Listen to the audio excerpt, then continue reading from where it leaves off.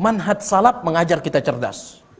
Ada dalil, jalan. Tidak ada dalil, tanya dulu sama ustadznya. Ada atau tidak ustadz? Kalau ustadznya mengatakan tidak ada, mohon maaf ustadz. Tiang cinta kepada antum, tetapi tiang lebih cinta kepada agama ini. Ya. Tiang tidak mau menjalankan agama tanpa dalil. Katakan saja seperti itu. Sebagaimana yang dikatakan oleh Al-Imam Ibnu Qayyim Al-Jauziyah. Saya sangat mencintai guru saya, yaitu Syekhul Islam Ibnu Taimiyah. Saya sangat cinta kepada guru saya, walakinnal haqqu ahabbu ilayya, tetapi kebenaran lebih saya cintai, kata Imam Ibnu Qayyim Al-Jauziyah. Jadi cerdas jemaah sekalian. Au ahadun minal ulama, atau paling tidak ulama yang berucap seperti itu. Ya. Ada tidak ulama yang berucap seperti itu. Fa in asabta fihi atharan anhum fatamassak bihi. Kalau ada dalilnya pegang teguh. Jangan sampai dilepas. Wala tujawizhu li syai'in, kemudian jangan antum lewati. Kalau ada dalil, antum ikuti dalil tersebut, apa yang disebut oleh dalil itu sudah antum pegang, jangan antum lebih-lebihkan. Contohnya mana? Contohnya talqin setelah kematian. Nabi SAW bersabda dalam riwayat Imam Muslim,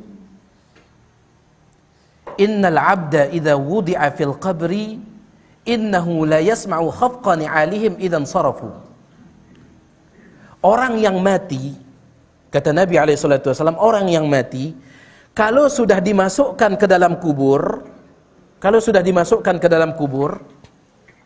kemudian kuburnya ditutup dan orang-orang yang menghantarkannya itu pulang, maka orang yang mati itu mendengar suara sandal orang yang pulang itu.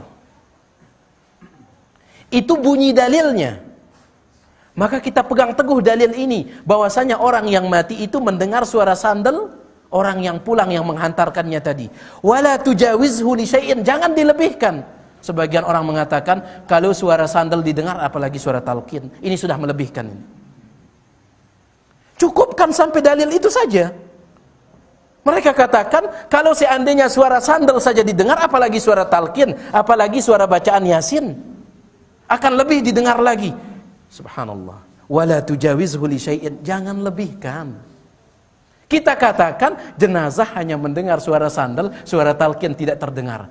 Mana dalilnya jemaah sekalian? Dalilnya firman Allah dalam surah Fatir, wa ma anta bimusmi'in man fil kubur, engkau tidak akan bisa memperdengarkan orang yang ada di dalam kubur. Hukum asalnya kita tidak bisa memperdengarkan orang di dalam kubur kecuali suara sandal. Kenapa? Karena ada dalil yang menyebutkannya. Wala tujawizhu li syai'in, jangan dilebihkan lagi. Ya, jangan dilebihkan lagi. Suara talqin lah, suara Al-Qur'an lah, jangan dilebihkan lagi. Baik. Wala takhtar alaihi syai'an fatasqutu finnar. Ketika datang dalil, ya, dan dalil itu mengatakan ini kerjakan, ini tinggalkan, maka jangan cari pilihan lain.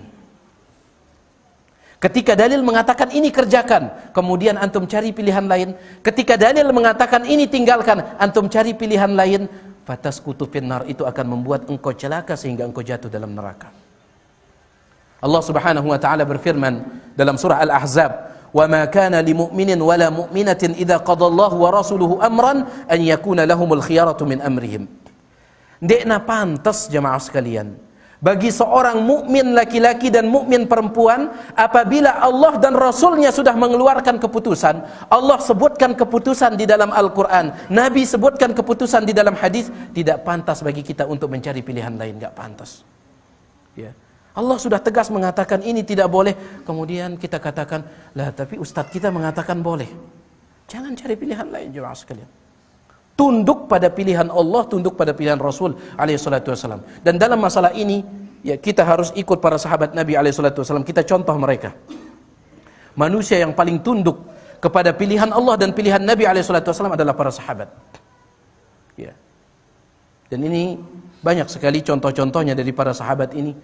Mereka kalau sudah datang keputusan Allah, keputusan Rasul, maka mereka ucapkan hanya satu, sami'na wa ata'na. Kami mendengar dan kami taat. Oleh karena itu Al-Imam Ibnu Abil Iz Al-Hanafi di dalam kitab beliau Syarhul Aqidah At-Tahawiyah, beliau mengatakan yang membedakan para sahabat dengan kita di zaman ini adalah apa? Kalau para sahabat Ketika datang perintah sami'na wa ata'na mereka kerjakan, kalau datang larangan sami'na wa ata'na mereka tinggalkan. Kalau kita di zaman ini, kata beliau, kalau datang perintah nanya dulu apa upahnya kalau dikerjakan. Ya.